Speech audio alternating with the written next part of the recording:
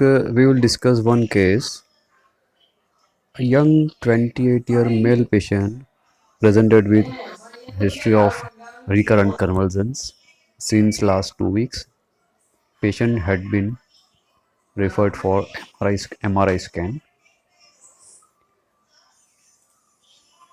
So here we can see this is T2-weighted imaging axial brain scan. Here what we can see is small rounded cystic lesion in right high frontal cortex. We can see here the margin of the lesion is hypointense. This is T2-weighted sequence. Central fluid content is bit hyperintense, almost isointense to CSF. And there is small faint hypointense central dot. We can see here T2 hyperintensity surrounding the lesion. This looks a bit disproportionate to the size of the lesion itself. This is vasogenic edema.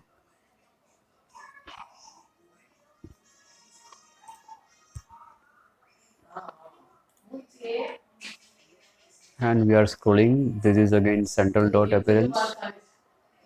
Then rest of the brain. This is edema. Edema again extending bit inferiorly. We can see here rest of the brain is absolutely fine and we are not seeing any other lesions. Let us check if any lesion we can see in subcutaneous plane of scalp, face, orbits. No lesion. Even subarachnoid space, extraaxial space, ventricles, no any lesion visible. Now another sequence motion artifacts we can see here. This is flare sequence where we can see again edema as bright signal and lesion is not properly visible because of this motion artifacts. This is T1 weighted sequence and we can see here the same lesion to be showing fluid content as very black, almost CSF isointent signal, and we can see here central dot appearance, central dot sign, edema again being hypointense, and margin of the lesion very thin and isointense to the gray matter. This is repeated sequence flare again showing isointense fluid signal to CSF, central dot sign, thin iso margin, and white hyper bright perilesional disproportionate edema. GRE sequence, we are not able to see any blooming within the lesion, and that means there is no hemorrhage or calcification here.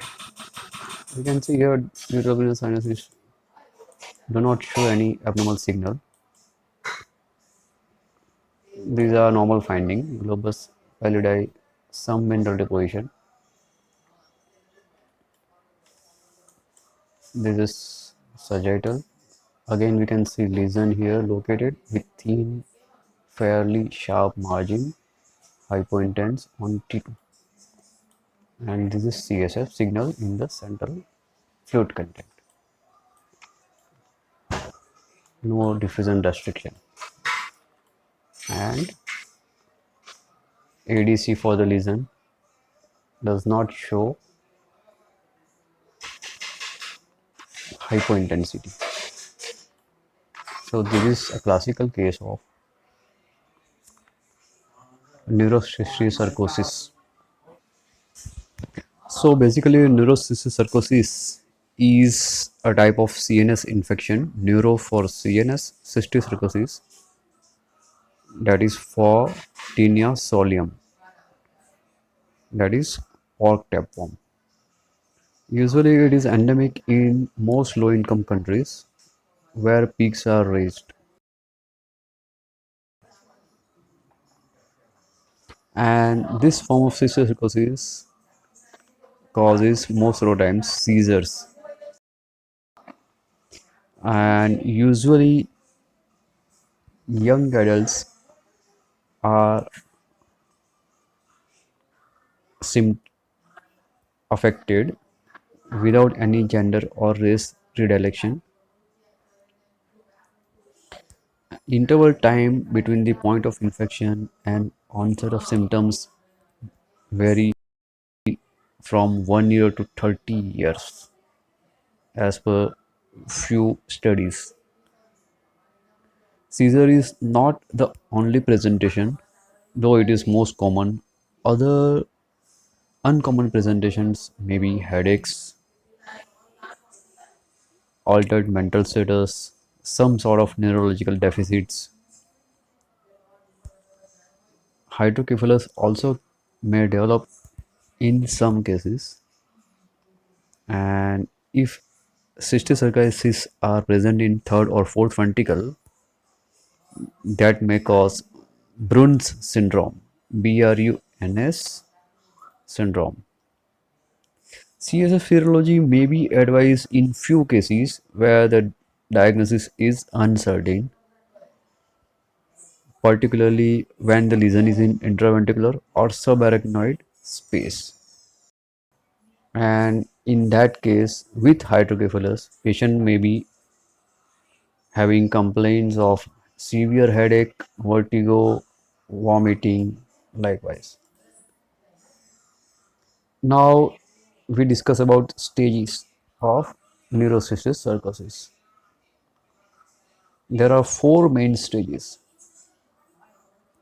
Escobar's pathological stages. These are: first is vesicular stage, where the parasite is viable with its intact membrane and therefore there is no any host reaction. In such case, when we find such lesion in MRI brain, we won't see any perifocal edema and patients are usually asymptomatic because of this lesion. Second stage is colloidal vesicular, where if parasite dies within 4 to 5 years, patient if untreated or earlier with treatment, cyst fluid becomes turbid. So in such lesions, the membrane becomes leaky with edema and inflammation surrounding this cyst. And this is the stage where patient presents with seizures and we find perilesional edema on MRI. Second stage, that is colloid vesicular. Now we will discuss granular nodular. This third stage where edema decreases gradually and cyst starts retracting. However, if contrast is given, enhancement persists. In our case, we have not given contrast study because the diagnosis was quite obvious and our stage fairly matches with colloid vesicular, that is second stage. In third stage, also of course we cannot differentiate between second and third stage by MRI, where edema reduces, enhancement persists.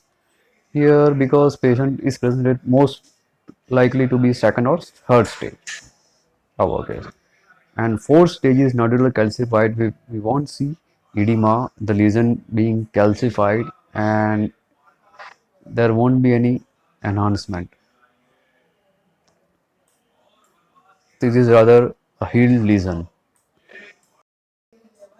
Brin syndrome occurs when such lesion happens to obstruct ventricular system with resultant hydrocephalus. So Brin syndrome usually can occur by any such lesions. Okay, so this is all about today's case.